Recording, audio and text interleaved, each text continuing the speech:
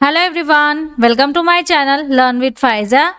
आज हम एक ऐसी हेल्थ प्रॉब्लम और उसके सोल्यूशन के बारे में बात करेंगे जिसमें हाथ पैर कांपते हैं। तो आप देखिए इस इमेज में कि इस तरीके से आपके हाथ पैर कांपने लगते हैं और काफ़ी ज़्यादा कंपन होने लगता है। तो हर वक्त हाथ कांपते रहते हैं और पैर सही तरीके से रख नहीं पाते हैं। तो आप जहाँ भी खड़े हो या फिर बैठे हो तो पैर ज़मीन पर सही तरीके से लोग नहीं रख पाते हैं, या फिर ग्लास पकड़ने में परेशानी हो रही है और लिखने में परेशानी हो रही है। तो ये जो सारी हेल्थ प्रॉब्लम है उसे हम ट्रीमर कहते हैं। तो ट्रीमर को हाथ पैर कांपना और शरीर में कंपन होना भी कह सकते हैं। तो चलिए आज हम सीखते हैं इस बीमारी के बारे में। तो इस बीमारी के बारे में आज हमें क्या क्या कवर करेंगे। तो सबसे पहले इंट्रोडक्शन से बात करेंगे, देन उसके causes, symptoms, diagnosis and treatment options क्या क्या अवेलेबल है। तो ये जो सारे चैप्टर्स है वो आज हम वन बाय वन स्टडी करेंगे। तो ट्रीमर को हम क्या कहते हैं? हाथ पैर कांपना और शरीर में कंपन फील होना। तो चलिए स्टार्ट करते हैं। अब समझते हैं इस बीमारी के बारे में कि ट्रीमर, ये जो ट्रेमर है वो एक मेडिकल कंडीशन है। तो मेडिकल टर्म में उसे ट्रेमर कहा जाता है और बेसिकली हम उसे हाथ पैर कांपना कह सकते हैं। तो ये जो है वो इनवॉल्यूंटरी नेचर है, यानी कि वो हमारे कंट्रोल में नहीं होता है। देन शेकिंग हैपन, हाथ पैर जो है वो शेक होने लगते हैं, कंपन होने लगता है। देन उसके बाद जो हमारे जो न्यूरॉन्स है उसके रिलेटेड ये डिसऑर्डर्स रहता है, यानी कि हमारे जो नर्वस सिस्टम है वहाँ से ये जो है वो ट्रिगर होता है।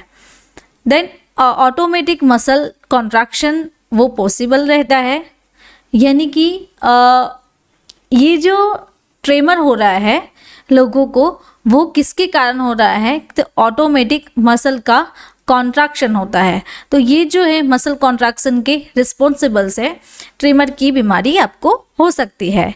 तो चलिए आप उसके कॉजेस के बारे में सीखते हैं, यानी कि किस कारण से हाथ पैर कांपने लगते हैं। तो सबसे पहला जो कोज है वो है जेनेटिक और फैमिली हिस्ट्री। तो अगर आपके जेनेटिक्स में या फिर आपके जो हॉर्मोन्स है उसमें आपको ये बीमारी आती है तो आपके हाथ पैर जो है वो कांपने लगते हैं, आपको ट्रिमर की डिसऑर्डर और बीमारी हो सकती है।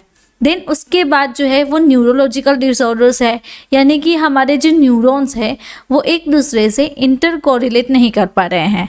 तो उसके कारण क्या होगा कि न्यूरोलॉजिकल इम्पेयरमेंट हो जाएगा। तो ये भी इसका एक कारण रहता है। उसके बाद मल्टीपल स्क्लेरोसिस यानी कि MS। तो आप यहाँ पे देखिए कि यहाँ पे ये जो न्यूरॉन है वो हेल्दी न्यूरॉन है और यहाँ पे है ये MS से अफेक्टेड न्यूरॉन। तो MS में क्या होता है, यहाँ पे ये जो माइलिन शीट है, माइलिन शीट क्या है वो डैमेज हो गई है। उसके कारण जो माइलिन फाइबर्स है वो एक्सपोज हो जाते हैं, जिसके कारण शरीर में कंपन होने लगती है। उसके बाद एक और डिजीज़ है पार्किंसन डिजीज़। तो पार्किंसन डिजीज़ में ये एक सिम्टम रहता है ट्रेमर। तो पार्किंसन डिजीज अगर किसी को है तो उसे भी ट्रेमर की बीमारी हो सकती है।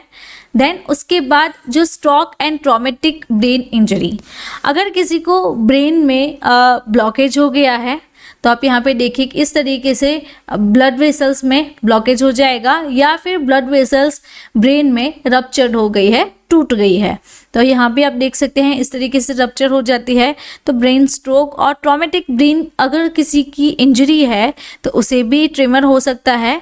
देन मर्क्यूरी पॉइजनिंग, तो मर्क्यूरी पॉइजनिंग से भी आपको ट्रिमर की बीमारी हो सकती है। उसके बाद जो है वो एंजाइटी और पैनिक अटैक। तो अगर किसी को एंजाइटी है, भूलने की बीमारी है, तो या फिर उसे पैनिक अटैक आते हैं तो उसे भी ट्रम्बलिंग यानी कि हाथ पैर काटना और ट्रेमर हम उसे कह सकते हैं। तो ये जो सारे सिम्टम्स है जैसे कि trembling, dizziness, hypertension, shortness of breath, sweating and rapid heart beat, तो ये जो सारे सिम्टम्स है वो उसको कॉमनली रह सकते हैं। उसके बाद अगर किसी की एज ओल्ड है तो ओल्डर एज में भी ये बीमारी हो सकती है। और बेसिकली ये जो हाथ पैर कांपना है वो नॉर्मली हो सकता है। तो अब अगर मैं आपको बताना चाहूँ तो हमारा एक नया कोर्स है बीमारियों और उनके उपचार के बारे में, जो कि हम इसी चैनल पे कवर करते हैं। अगर किसी को कोई बीमारी हुई है तो उसके रिलेटेड कारण, लक्षण, निदान, उपचार, इलाज, इन उसकी दवाइयाँ, तो ये जो सारे टॉपिक्स है वो हम कवर करते हैं।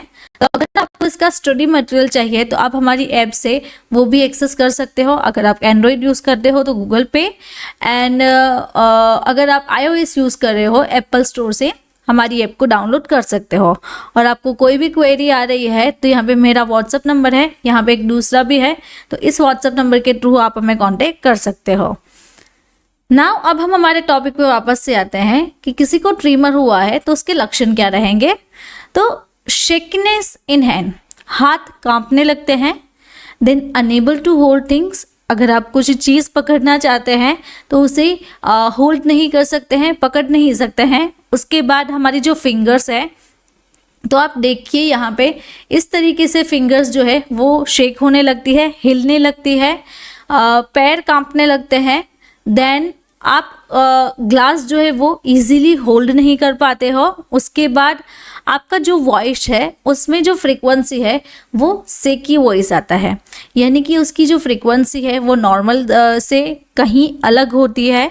उसके बाद जो है वो डिफ़िकल्टी राइटिंग इन ड्राइंग, अगर किसी को इस मोशन में सर्कल बनाना है तो जिसको ट्रिमर हुआ है, जिसका हाथ पैर कांपता है, तो वो प्रॉपर तरीके से और इजीली वे से सर्कल नहीं बना पाएगा और इस तरीके से वो इमेज जो है वो बन जाती है।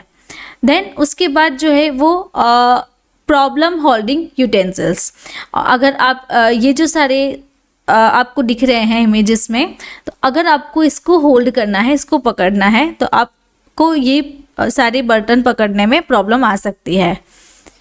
वीडियो के बीच में मैं आपको बताना चाहती हूँ कि हमारा ह्यूमन एनाटॉमी एंड फिजियोलॉजी का कोर्स है, तो इसकी लिंक मैंने डिस्क्रिप्शन बॉक्स में दी हुई है।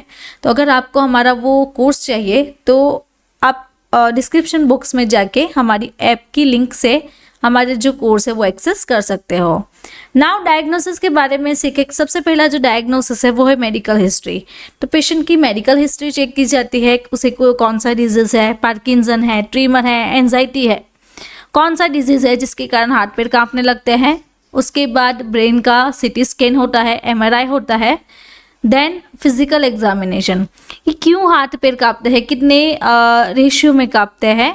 उसके बाद हैमर से न्यूरोलॉजिकल एग्जामिनेशन होता है।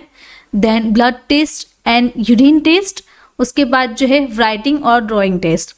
अगर कोई हेल्दी पर्सन है तो उसका जो सर्कल बनाने में कंट्रोल रहता है वो रह जाता है। अगर किसी इंसान को ट्रेमर है तो उसे स्पाइरल ड्राइंग में प्रॉब्लम हो सकती है और इस तरीके से ड्रॉ हो सकता है। तो ये भी एक डायग्नोसिस है जिससे कि आपको ट्रिमर की बीमारी पकड़ में आ सकती है। वीडियो के बीच में मैं आपको बताना चाहती हूँ कि अगर आपको एक एक्सपर्ट कंसल्टेशन चाहिए और आपको भी यही बीमारी हुई है तो उसके लिए भी आप मुझे इस व्हाट्सएप नंबर के थ्रू कांटेक्ट करके अपनी बीमारी डिस्कस कर सकते हो।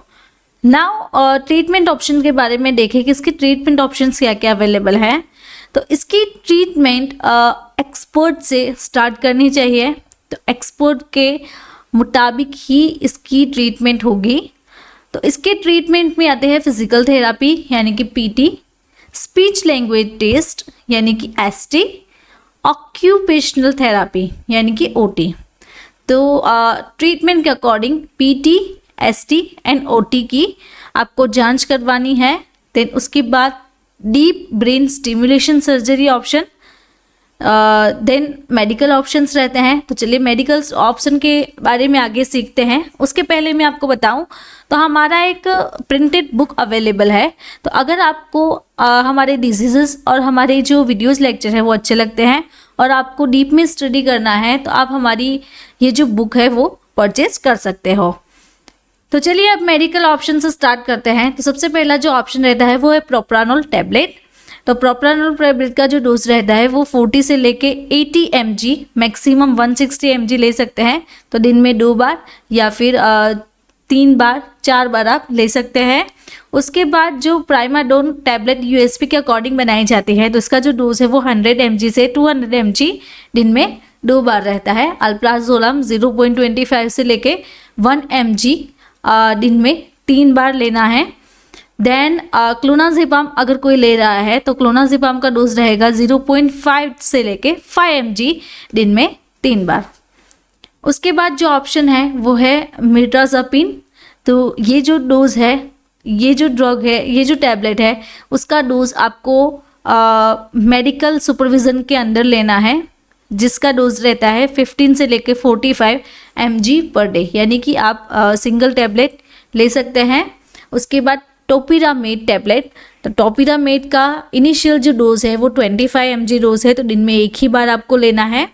देन गाबापेंटिन का भी डोज आपको 100 से 300 mg दिन में एक बार।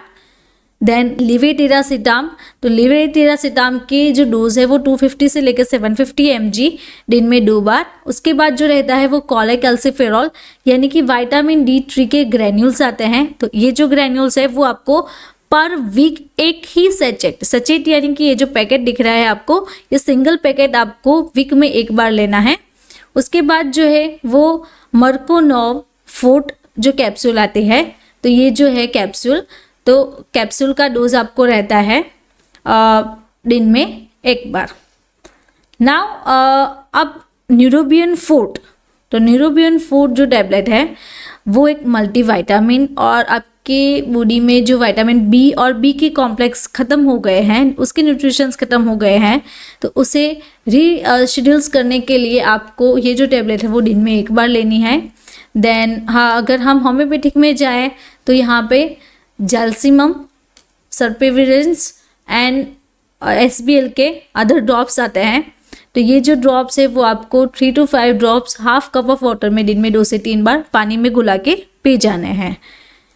देन जो अदर डोज रहता है वो REPL का डॉक्टर एडवाइस नंबर 148, तो ये भी एक ट्रिमर के लिए है, तो आप यहाँ पे देख सकते हैं। तो इसका जो डोज रहता है वो 5 से लेके 10 ड्रॉप आपको हाफ कप ऑफ पानी में घुला के दिन में 3 से 3 बार पी जाने हैं। उसके बाद हमदर्द के कॉर्स OOD सेलिब, ये जो आती है, तो ये टैबलेट आपको दिन में 2 बार पानी के साथ लेनी है। तो अगर आपको मेरा ये वीडियो अच्छा लगा तो आपको ये वीडियो भी अच्छा लगेगा। ऐसे ही डिजीज़ेस के बारे में आपको सीखना है तो आप मेरे चैनल को सब्सक्राइब कर सकते हैं, और आप कमेंट बॉक्स में कमेंट ड्रॉप करके भी मुझे बता सकते हैं। Thank you for watching my video.